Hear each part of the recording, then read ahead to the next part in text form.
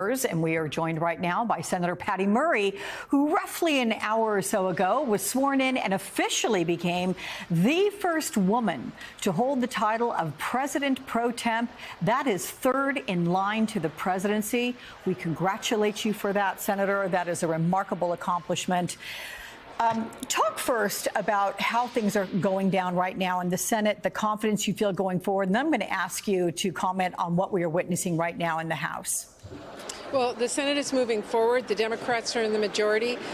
We have put in place our majority leader. I have been nominated and accepted and now in the position of President Pro Tem. We are working on setting our agenda moving forward that is critical for this country. I think the country doesn't want chaos. They really want us to be able to move forward and make things better for their families, and we are focused on that.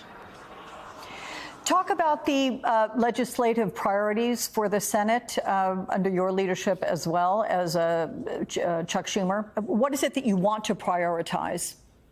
I think one of the main things we want to prioritize is one of the few things we were not able to get done in the last session of Congress, which is to address the issue of child care that is such a barrier to so many families who are trying to go to work every day.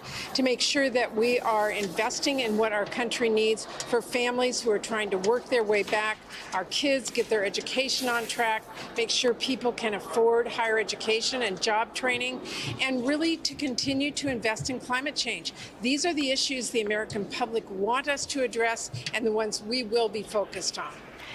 You can be focused on that. Given the majority, you can do a lot of things within the Senate. But the fact is that you have to work with the House. So let's speak about what we are witnessing, this rather historic vote for Speaker of the House right now. Give me your sense of the tenor of things inside that chamber that we have our eyes very closely peeled on, and how things may potentially play out if Kevin McCarthy is elected Speaker of the House. How efficiently and effectively will the Senate be able to work with him?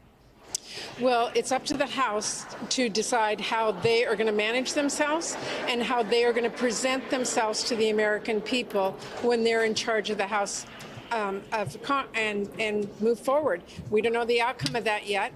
What I do know is that as the incoming chair of appropriations, we have to make sure that our government is funded, that we take care of the priorities of the American people and do it in a timely fashion.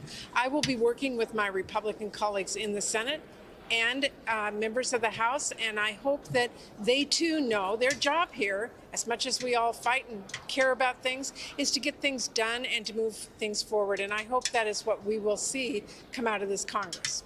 And the extent to which you believe that the Senate will be able to help push through President Biden's agenda, despite what we're seeing in the House and a very divided House of Representatives?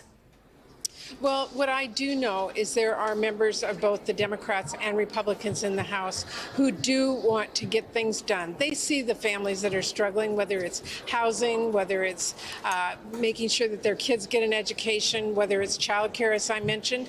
And I hope that they will realize that working with us, we can accomplish these things and continue to move forward. Again, I don't think our country wants chaos. I don't think they want us to not be able to manage ourselves. I think they want to have trust and confidence in this democracy and in America, and I hope that they will show that by working with us as we move forward.